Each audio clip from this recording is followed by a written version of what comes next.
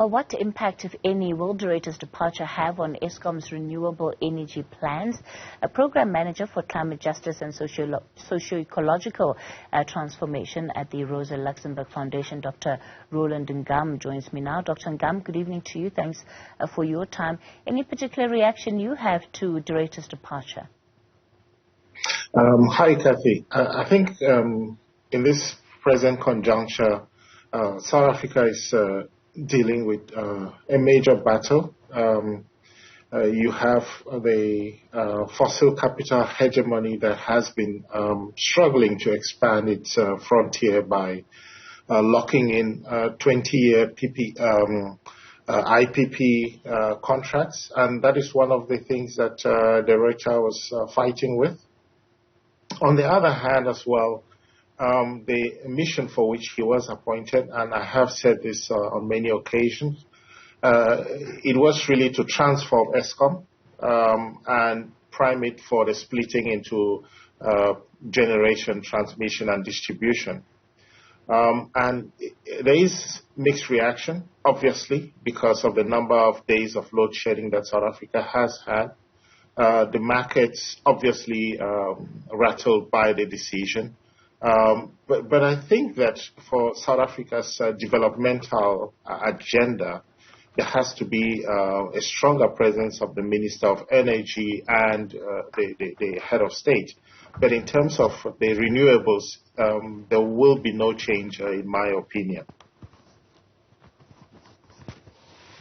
So, Dr. Ngam, then, in the midst of all of this uncertainty, really, as you're alluding to with André de Ruyter's departure, does the fact that he's in place until March, and it does give time for continuity and time to find somebody else who could be a suitable successor?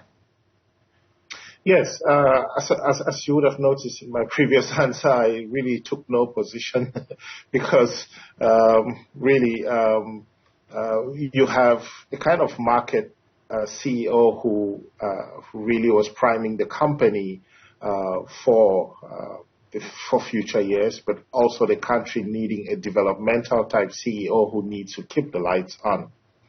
I think that this board, once it was appointed, I think de Ruyter's days were numbered because they have apparently, you have heard of the leaks. They were making decisions without his knowledge and without consulting him. I think that the next person is going to be a technical expert, an engineer, whose main role will be to keep the lights on, because it is clear to everybody now that every day of load shedding is a problem to the ANC. Especially. So load shedding is an existential threat to the ANC, and a lot is riding on who is appointed next CEO, because that will count for a lot in how the next elections play out. Do you think that the possibility of success for a new CEO, or the prospects of success, will be better if some of the conditions that we're told about internally at Eskom and externally in terms of the politics that always seems to find its way to the organization, that they will have any better chances of success? Look, one thing is clear.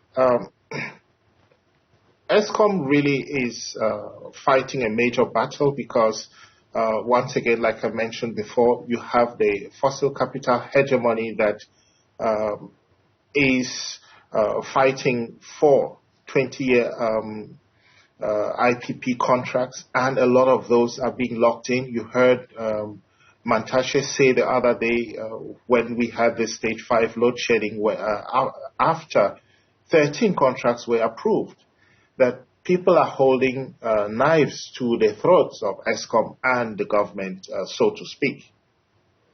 So that is one part of the dynamic. The second part of the dynamic is that there has been a lot of sabotage. I'm sure you've seen Farrell Haffidge's article as well. There has been a lot of sabotage which will take a lot of effort to deal with.